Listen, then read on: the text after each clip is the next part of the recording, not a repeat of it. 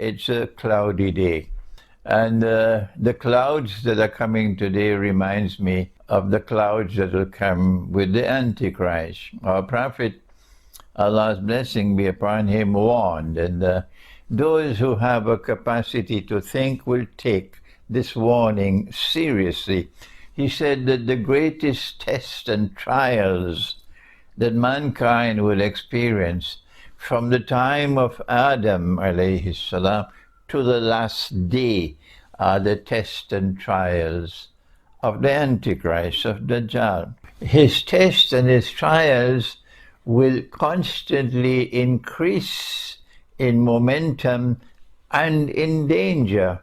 It is my opinion that at the first stage of the three stages that the Quran has spoken about, of the shadow, بعد أعوذ بالله من الشيطان الرجيم انطلقوا إلى ظل ذي ثلاث شعب سورة المرسلات.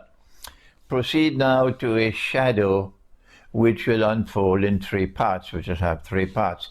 This is my interpretation, and those who are uncomfortable with my interpretation, why do you need to bother to listen to me? Don't you have more important things to do? The three parts of the shadow will unfold, and when the three parts have unfolded, then it seems natural that the shadow will then disappear. The shadow is the false Messiah, the Antichrist. But the Antichrist's trademark are the three parts of his shadow, after which he will appear in person as a young man, powerfully built, and he will appear in Jerusalem eventually, declaring that I am the Messiah. In the first part of the shadow, not the first part, within the first part, let me repeat it one more time. Within the first part of the shadow, we saw the emergence of Pax Britannica. Within the second part of the shadow, within it, we found the Pax Americana. And now we are located at that moment in time when we are in a state of transition to the third part of the shadow, which I anticipate, you may have different views, would be Pax Judaica, when Israel will eventually make a claim to be the ruling state in the world, and that would not be possible without the Great War, and which is around the corner. The Great War is coming soon. How soon? I don't know. Now then, this is all well known to you already. What I want to share with you today is remember that when Solomon, Nabi Sulaiman alayhi salam, was ruling the world from Jerusalem, from the holy state of Israel, that we call a Khilafah state, remember that Allah tested him and placed upon his throne someone described as a Jasad. You will not find this information anywhere else in the world except in the Quran. When Solomon saw, alayhi salam, he saw the Jasad sitting on his throne.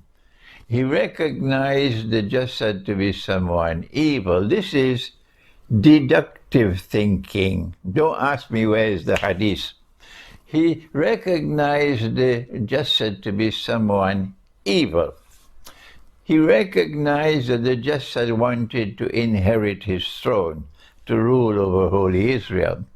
All the prophets of Allah were taught about Dajjal, the false Messiah, the Antichrist. So Solomon alayhi salam immediately recognized him to be Dajjal. This is my opinion. And he then made a prayer, a dua to Allah. For forgiveness, of course, because when you want to ask for something, you always ask after making a prayer for forgiveness. And then he said, he prayed to Allah that none should be able to inherit his throne after him, and that there should be no kingdom after him which can compare with his. And then Allah responded. Shortly after Solomon alayhi salam died, the kingdom collapsed and has never ever been restored since that day.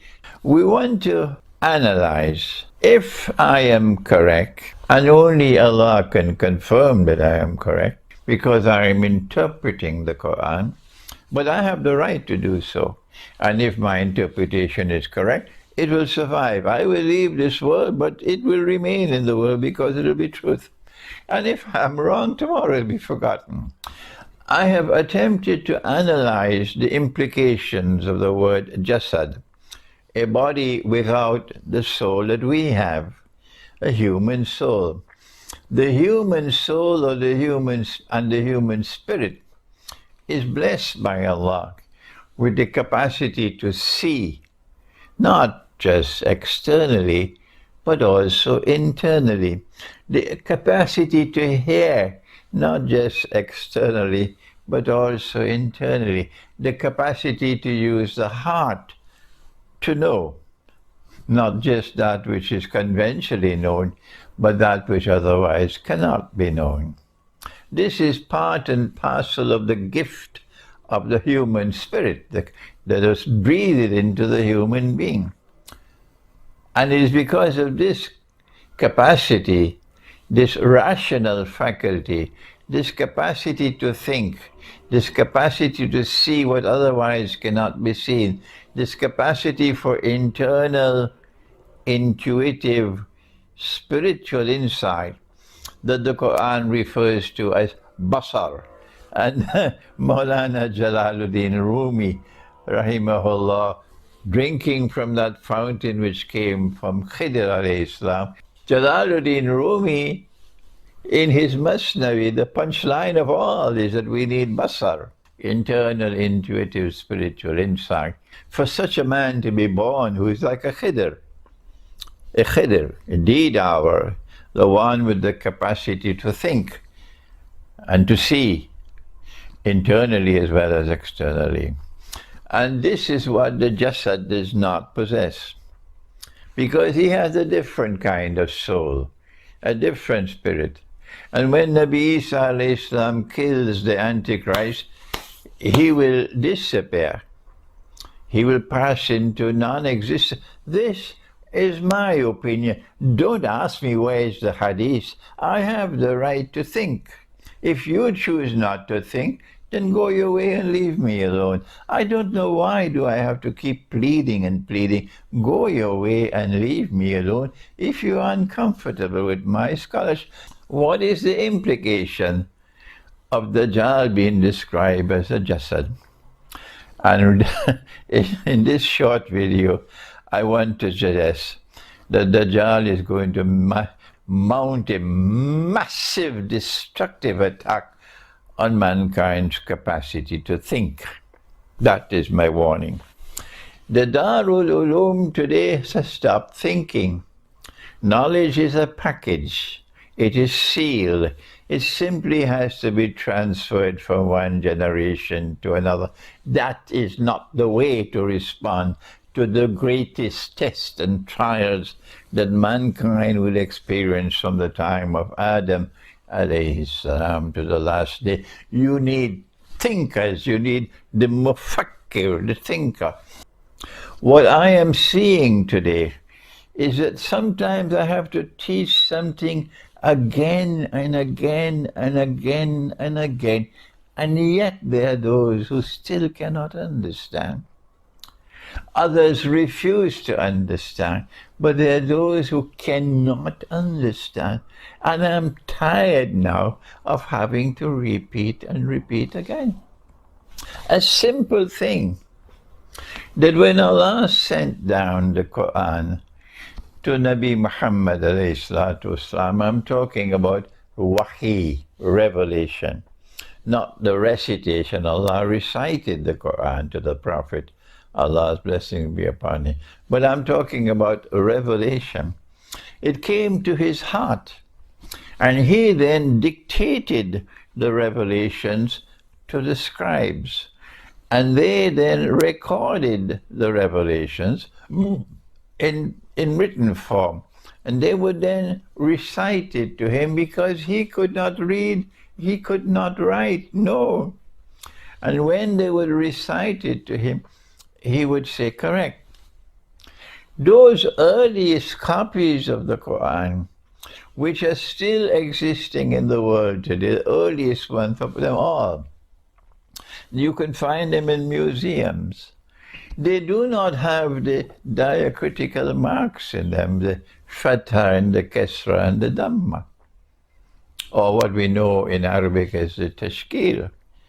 And so the tashkil were not a part of the Quran that was sent down to the Prophet, Allah's blessing be upon him, that was dictated to the scribe and that was recorded.